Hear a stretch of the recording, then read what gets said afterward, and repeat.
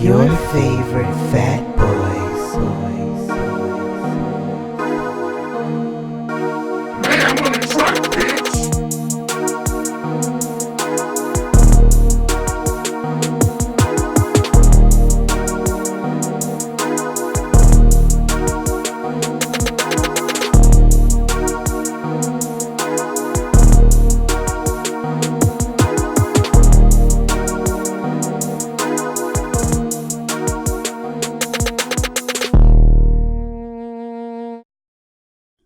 What's up, everybody? It's your favorite fat boy, Jerron. Stefan, a.k.a. Mayhem, a.k.a. Pablo Escobar, a.k.a. You want to party, bro? So we're going to talk about today. So today we're going to talk about drugs. More specifically, we're going to talk about the opioid crisis that is racking our nation right now, drug issues that are happening in Baltimore on a consistent basis in the past and currently. We're also going to talk about a recent methadone shooting that occurred. Yes. So let's start with that since it's more fresh than anything. There was a methadone shooting sometime last week. Yeah, at a methadone clinic in Baltimore. One of the oldest methadone clinics in the country and the oldest methadone clinic in Baltimore. Yeah, so got a lot of history behind it. So, bless you. Thank you. So apparently, a guy armed with a gun came back to the clinic. I think he didn't get his. I think he wanted more medicine. He wanted more. He wanted his other shot. Need another hit. Yeah, and he demanded. They told him no. He came back with some heat and demanded, and then out they shoot shots. Yeah, before the cops came, or was that during? 2 shots, and that's what got the cops called. Right. Armed and dangerous shooter. Said they went in like it was an active shooter situation. Right. So they had a shootout. The shooter ended up getting killed and another person as well. Right. So it's very unfortunate that the officer got wounded as well. So, yeah. But he's being declared as a hero, and he'll be getting some awards soon. I'm pretty sure if he gets out of the hospital or if he's not fully recovered yet. So I mean, I can declare him he stopped the shooter, but I'm almost certain that the death of the second person and the 2 injured were accidental shootings on the police officer's part.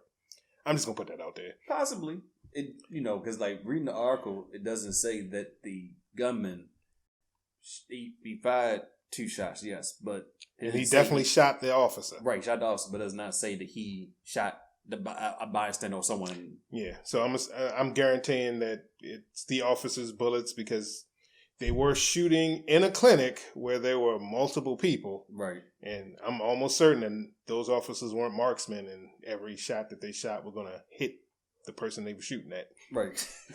Because if you see they released the body cam footage. So you see the officers walking into the clinic. They are talking to the gunman. And it's exchange of fire. So he's trying to shoot him, so it's very possible, Yeah, almost certain. One of those shots probably did hit someone unexpectedly, and unfortunately, someone, died in line when they crossfire. Yeah, and 2 other individuals got hurt. So, I mean, it's a terrible situation, but this is kind of the thing that you tend to expect when drugs or an addiction are involved. Mm-hmm. And that's a clear case of what this was. Somebody who's addicted to a substance, they need that substance. They're going to do whatever they have to do to get it. So how do we get there? Like, how does a person get to that point where, like, you know what, I'm gonna do it by any means necessary that I want to get my fix? I mean, what drugs do is they change your brain chemistry. It makes you addicted. Your brain is craving the substance to get either a high or a low, depending on what substance that you're using, and you tend to not be able to have any control over it. And then things with like methadone and heroin and methamphetamines, they have terrible withdrawal symptoms. Terrible withdrawal symptoms. Yeah, I read that. I read a lot of stuff about the opioids and methadone. I didn't know methadone actually could worsen your addiction. And there's a lot of bad side effects as well. Like you can get addicted from methadone itself. Yeah. I mean, what it is it's derived from a horse tranquilizer, and it's all right. Stop. A what? Horse tranquilizer. Why are you giving me a horse tranquilizer to curb my addiction? Because it's an extreme low to an extreme high that you've been on with methamphetamine. Whose idea was to give me a horse tranquilizer? I guess they did enough studies and saw that it was a good way to wean people off of it. It's not like they panicked. They had nothing else left, and that's what I'm going to do. That could have been it too. He said, shit. He said, what else we got? We ran out of everything. You know what? We got this horse tranquilizer that is not very effective with horses. Pretty sure it works on humans. Throw it out there in Baltimore. It's not just Baltimore, Yeah. though, but I guess, seeing as how one of the oldest methadone clinics is in Baltimore, it might have started here. we did have a real bad crack epidemic. Yeah, that's true. So crack did hit us kind of hard. It did. You have any, I won't say crack experiences. Obviously, you never had it. You crack your system. The last time I shot up. The fuck? But you like, I guess I would say, well, you have any relatives that might have been affected by that? You know what? I've had family members and who were crackheads. I've known individuals who were crackheads, so I do have some personal experiences with crackheads. Nobody in my family, as far as I know, is a crackhead. Right. Please preface it with as far as you know. Right. Because some people are functioning crackheads. This is true. We probably worked with a lot of them. I've definitely worked with a few of them. I know I have. But yeah, I don't. If I was to know no one in my family, I probably I don't know if anybody like in my neighborhood might have been on crack. No, I'm lying. I'm about to say. Yeah. I've been in your neighborhood. There was a couple people on crack. And a few people on crack in my neighborhood. I had a neighbor that was on crack. I know one time, I think she must have relapsed. She came to my mother one day and she was like, "You know why I'm here?" And my mother was like, "I know I don't." And she wanted to borrow some money. But her approach was all messed up though. Like only a crackhead will approach you like that. Like, you know why I'm here. Like I have like the crack. Like crackhead has a mad superpowers. Hey, she said she wanted to cut the bullshit. She ain't going to give you a sob story. Just give her the money so she can get her fixed. I appreciate that. You're right. Get straight to the point. Don't give me your spiel because it don't matter what it is. We know what you want. Man, that was just a bad situation. But so what, in your opinion, what's worse, the crack epidemic hit Baltimore or the opioids going on right now? I would definitely say the crack epidemic hit harder because it urban blight. It straight up destroyed at least, the urban minority population. I mean, granted, that's what it was planned from the beginning, but the crack epidemic led into the opioid epidemic because a lot of people who were on crack fell into taking opioids because, again, that was just prescription drugs. Opioids is a motherfucker, though. It definitely is. I mean, and part of it is because the people who created, Percocets and Oxycontins, all of those drugs, they definitely lied. They pushed it really hard to doctors to push their pills because it made them fucking billions of dollars, and they lied about its addictiveness. They were saying that, no, it's not addictive. It's a better alternative to morphine. There's no addiction whatsoever, and it was a complete lie. And granted, none of these people are in jail, but yeah, it's America. Right, and they should be. No, definitely. Because I've taken perks before, but I was in the hospital. Not say that makes any better. I mean, yeah, that doesn't make it better because you can still get addicted from right. that. They give me like a low doses. I've been in pain, so they give it to me, and it you get high. Yeah, it definitely does its job, But I never felt like I had a craving for it, like for the highness. But I definitely wanted it if I was in pain. So if I was because I twisted my ankle a while back, and the first time I twisted it, they asked me, "Do you what you want for pain?" I said, "What's the strongest thing you have?" They're like, "We give you morphine." I'm like, "I don't want that. I ain't that kind of pain." They said, "We'll give you oxy." I said, "Okay." Took that. I was loopy as shit in the ER. And then one time I was at John Hopkins and they gave my back because this whole story I'll tell later. But I was in a lot of pain in my back, and they gave me. I begged them I need something for my back. Like Tylenol's not gonna cut it. What's something else you can give me that's stronger than that? And they we can give you a perk. I took it. I was out, and that helped the pain. Sometimes I really was craving something was to take the pain away. And a lot of times that's what happens. That's definitely part of one of the reasons that the opioid crisis blew up as much as it has. People in pain, and this was supposed to be a better alternative to what they were prescribing before. Yeah, because opioids are crazy. Because like I read that they can cause kidney failure, they can cause problems to the liver and things like that. And in sports, they are recommending for pain to take these opioids, but it causes so many other health risks, and that's why a lot of the athletes are pushing for like a marijuana substitute for pain relief, because it's not so much of a health risk. Right. You know? So, but again, I mean, a part of this stems from the fact that opioids were pushed as a safer, non-addictive alternative, even though we now know that was a complete lie. And doctors prescribed it, were giving tons of incentives to prescribe these drugs without having full knowledge of what the effects were going to be on people. So who do we hold reliable then? Do we hold the doctors, the people who made it, the people who passed the bills? Everybody. Everybody should be held accountable for it. I mean, that's the first step into fighting the opioid crisis, is to hold the people who caused the crisis accountable for it. Is it going to happen? That's a completely different story. we know what country we live in. And that is, holding rich people accountable for their actions is relatively new. It's starting to happen a little more often than it used to, but it's still a relatively new concept here in this country. Yeah, in most countries, for that seems to matter. be a push to like, we had to, fix the opioid crisis, but it's like you prescribed it to all these people, and now they're addicted, and then like how do you wean them over? How do you fix that? I mean, and the problem with the opioid crisis and trying to fix it, it's the same issue that we had with the war on drugs. Mm-hmm. One, you can't have a war on a concept. And two, these things tend to unfairly target minorities, which would be another thing that would definitely happen if we were to have some big push to attack opioids. It's going to definitely unfairly target minorities. Now, I read that an article that was saying that the only reason why they're focusing on opioids now is because it's affecting rich white people. That is definitely the case.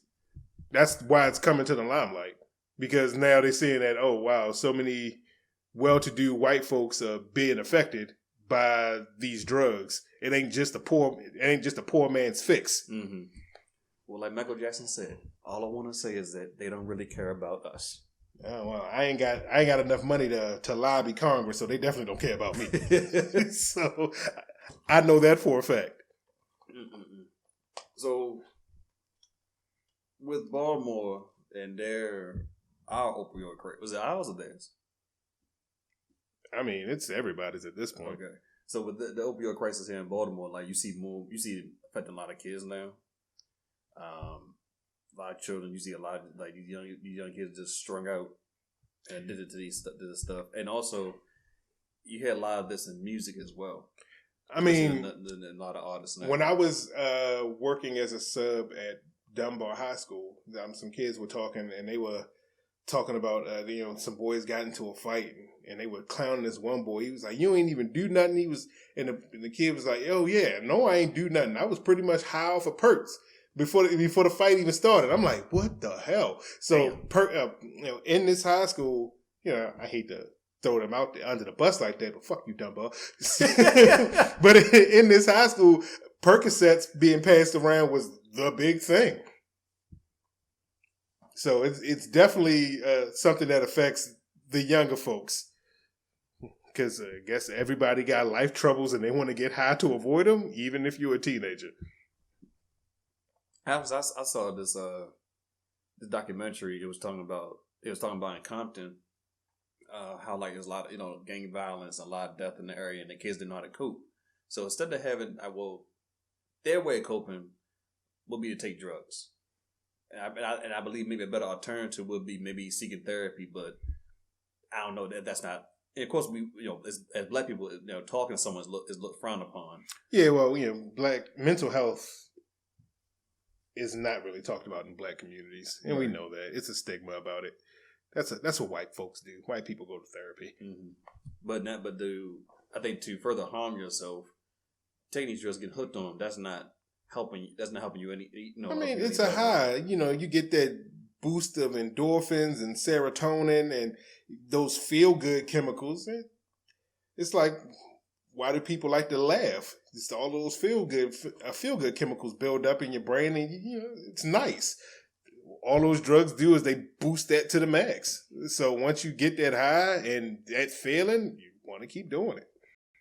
But also, especially if you got a lot of shit going on in your life. True, but I guess the bad side of that is that a lot of people some people commit crimes on when they high as well. So doesn't that kind of, like you said before, it alters your brain chemistry. So something you normally wouldn't do, you get high, you now all of a sudden you committing crimes. I mean, but we've always seen that with the crack epidemic, that people will break into a house and steal your TV and VCR just so they can get their nest fixed. So they were stealing fatbacks back then.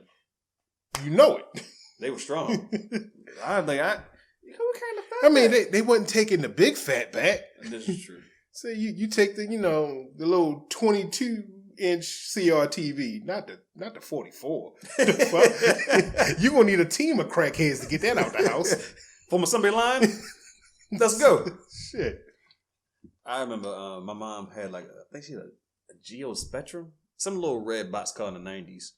And back then the radios was one whole unit. Yeah. So they would bring it to a car. It seemed like they bring it to a car every other month and take the unit radio out. And that, of course, get sold for parts or whatever the case may be. And the insurance company probably paid for the new radio or whatever. And it happened a couple of times. Then as the time went on, technology got better. So then they started making just face plates for the radio. So you can test the face plate and take it in the house with you. And one night she left it on, and they took the face plate and the radio or whatever. Of course. And then they got to the point where they said, fuck the radio, we'll take the whole car now. And the car got sold probably twice. See, your mama got the worst luck. Yeah, with that car, man, that thing got taken it seemed like it was probably within a year that car got taken so many times. So she got the worst luck. And then I know in that neighborhood I lived in, other people had the same problem too. It literally you see somebody car there at night, go in the morning, it was not there. And they'd be like, well, where the hell's my car? So yeah, we didn't have a car theft problem in my old neighborhood, but we definitely had a drug problem. Everybody was a drug dealer. Everybody was a damn drug dealer in my neighborhood growing up. Yeah, they were. Craig Avenue, baby. Throwing up the deuces. Represent. No, I don't really represent that shit. You too far from that. Yeah, I'm way too far removed. But no, so I mean, one little a funny story is I worked at a Brookstone out Towson, and one of the employees there, we were good friends. I believe her name was Stacy. White girl. She was going to give me a ride home. I didn't have a car at the time. I was like, you sure? She was like, yeah, I don't have a problem. We're friends. I don't have a problem giving you a ride home. So we turned down the street, going towards my street. She stops at the stop sign. The guy walks up to the car. Yo, sweetie, I got that Ready Rock.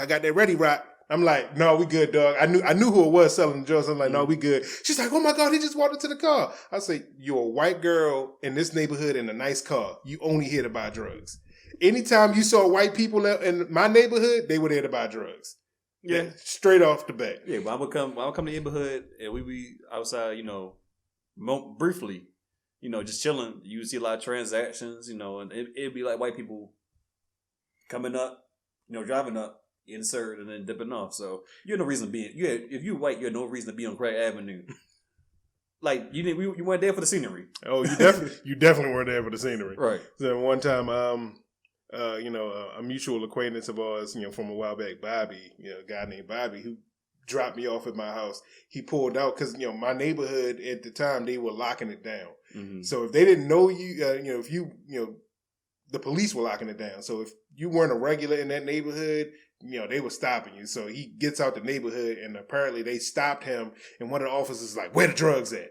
Because he called me right after this happened. He's like, yo, the officer just stopped me. They like, where the drugs at? I was like, oh yeah, you're not a regular around here. So they just assumed you came to buy drugs. Because that's what anybody who came into my neighborhood who wasn't a regular, they were there to buy drugs. Right. I never got pulled over from that neighborhood.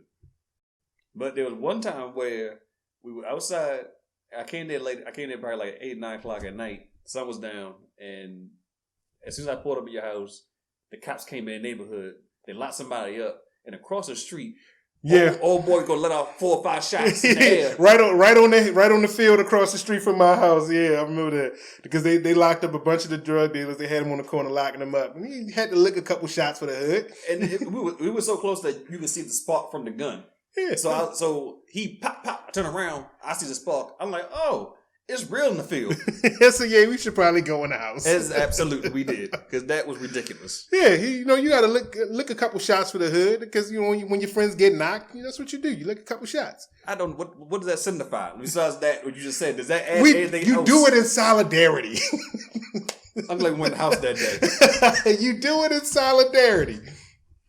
Yeah, that's a funny story just to be in the hood. So yeah, that's the life I lived. And you always been in the hood until what 5-6 years from now? Yeah, about 6 years ago when I finally moved out of the hood.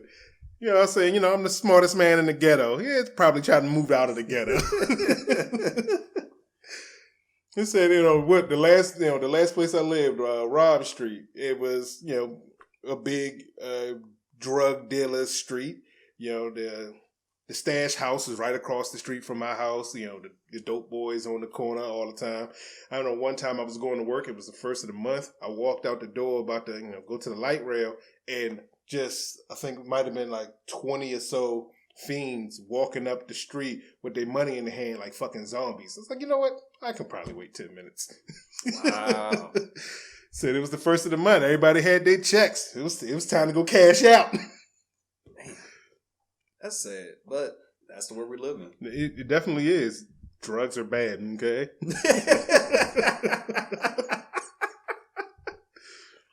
Sometimes drugs are good though. I know one time I kind of tweaked my ankle a little bit and it was bothering me, and so I asked a friend of mine, "Can I have a perk?" And I knew she had them, and she like no. So I'm like, "Come on now." So I took one, and I took it on the way to Alice's, and I didn't think it would kick in, but it kicked in while I was on 83, and I was like, "Ooh." I need to get there real quick. Endangering fucking everybody. So I had got to Alice's, and I took the best nap when I got there. I'm like, I ain't expect this shit to kick in because I don't think I ever had it where like I wasn't in a lot. I would think I was more pain than anything, but this wasn't like a bad pain. It's more so annoying. But I think the high kicked in. The high was higher than the pain itself. I mean, I think that's part of the problem with opioids is because they prescribe it so readily. And if you're in pain and you're in a major pain, then it makes it easier to abuse it, to keep the high so that you don't feel the pain. That makes sense. Because I had a bad cough one time, and was it Urgent Express? I told them I had a cough. I thought, I didn't know what they were going to give me, but they ended up giving me, was it Methadone or lean? They gave me lean. Nice. And they gave me a small bottle of it, and they told me you take this for your cough. Yeah, that is actually what's prescribed for a cough. Okay. But the lean, right, isn't it? Yeah, I mean, but it's cough syrup. I mean, yeah, it's a strong dose of it. Yeah. But again, it doesn't really actually cure anything. But well, it fits my cough. Yeah, I bet it did. So I would take that. They gave me a small bottle, probably worth like 4 to 6 doses of it. So I took that, and I'd be out like a light. So next time I had another cough, I went back, and they gave me lean again. So I'm like, okay. So I used to use it for the cough. I didn't use it for nothing else. So I had another cough come back again. And I went back there again, and they didn't give me none. I was upset. and that's when you rob the place so you can get your lean fixed. Hey. Every time I stub my toe, I take Oxycontin. You know what? I think I need a Percocet. So I was upset. I won't say I was upset. But this was the point. I get my lean back. Because I was like, damn, like that to me, it made me sleep. I didn't necessarily feel a high from that. But see, this is why my idea of the drug cartel will come in handy, so that you just get what you need and it be delivered. Be uber druggy. So we sitting here talking about the opioid crisis, and you trying to perpetuate it further. I'm trying to make a business for us to excel. Right, as drug dealers. You know what? Ain't everybody else doing it. Right. I mean, the government doing it. They got more resources though. Right, we gonna start small. It's gonna sound real bad because we're thinking about cover up. It's not real cost center, is it? Well, we got calls coming in and out, but So our customers technically it's a call center, right? But I got a perfect location too. If my job's closed down, Oh, it's a call center. right. With PayPal, Yeah. Altimonium, yeah, definitely. Yeah, that's a good area. Light rail right there, so that they can come pick them up from the light rail. And then, you know what? I'm thinking of franchise ideas too. Ooh, they got spot in Arizona. We can make this global. And they got spot in Texas. We can take it to the Midwest where the opioid crisis is really rampant and make a killing. You go there. I don't like the code. Oh, okay. So I'll set up the Midwest offices. Right. That's all you right there. That's all you. I'm not admitting to anything. If this just so happens to materialize, it was not me. Look, I'll go down. I'll go down for it. I'll do my 20 years. Oh, okay. As long as you willing, I'm not. Right. I'll take the fall. I ain't gonna session nobody. I just want, run the little business. They make a movie about me. I'll be happy. That's what they're doing with Big Meech and the BMF family and everybody else that sold drugs. I mean, yeah. Infamy is definitely a moneymaker in Hollywood. There you go. So is there any, I guess, upside to what this crisis could bring? Like, is there any positivity this could shine? Well, it's making politicians and experts take a serious look at it. Mm-hmm. Because again, we've let pharmaceutical companies pretty much operate with reckless abandon. So it's definitely shining a brighter light than it has been previously. Mm-hmm. So I think that's about the only upside. Whether or not it's going to actually lead to some definitive change is, yet to be seen. But definitely the light that's being shined is a really big positive. Is there any alternatives being developed besides the opioids? I mean, there's plenty of for pain and things of that nature. There's always been an alternative. I mean, I don't particularly do it myself, but weed, what is it, CBD oil, all of those, weed and weed derivatives have been shown to deal with pain in a substantial way and are far less addictive. Almost, to a degree that it's negligible than opioids. But, until everybody decriminalizes weed. Yeah, it boggles my mind that they look at weed as such a negative versus to what opioids contribute to. Well, not, but yeah, what they can contribute to. Well, because again, you got to look at. I mean, it's all racism. Mm-hmm. A lot of these things. Because again, with weed, it was the Mexicans are gonna smoke weed and they're gonna have sex with your white women. That is exactly what they said. And women they're gonna smoke it and they're gonna want to have sex with these goddamn Mexicans. And that was the idea that they pushed to ban weed. Fear mongering. Yeah. That the Mexicans were gonna come up and rape your white women because after they smoked a joint. We got to protect white men at all costs. Yeah, and there's also lobbying against the hemp industry because hemp, one of the byproducts of it, is so versatile and useful for shit. It would have put a lot of different industries out of business.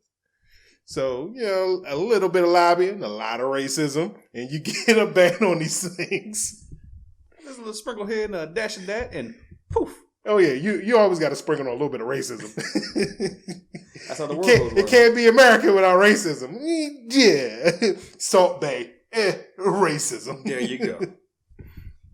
So you said you got surprised by everybody, right? Yeah, actually we have sponsors now. Somebody was dumb enough to give us some money, so it ain't like we got a big following.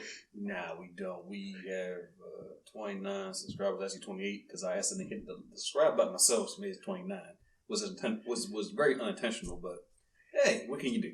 Especially you wouldn't even subscribe to your damn self. Okay, that's rather telling. So, all right, so this is a little promo from StinkiWipes Incorporated, trademarked. Excuse me, it's called what now? StinkiWipes. Again, they sent the promo over, so I'm going to go ahead and play that because they got to get their 30 seconds. And you signed off and they paid us. They wanted to give us production money. I'm not going to complain about Roll it. Has this ever happened to you? Has the odoriferous smell that emanates from your nether regions affected your life? Has it driven away your friends and loved ones? Does it seem that no matter how much you wash and scrub, that odor still persists strongly and unchecked? Now introducing StinkiWipes, the total clean solution. With StinkiWipes, that unsavory smell will be a thing of the past. That's exactly what I need. It feels like burning. That's how you know it's working. StinkiWipes' patented solution of hydrochloride and sodium hydroxide neutralizes all odors and leaves you with a clean and refreshing feeling you never thought possible. StinkiWipes. Pick yours up today. StinkiWipes may result in burning, itching, loss of skin, and a large rash in applied areas. If rash begins to spread to other areas across the body, please consult a physician because this could be the onset of a serious medical condition.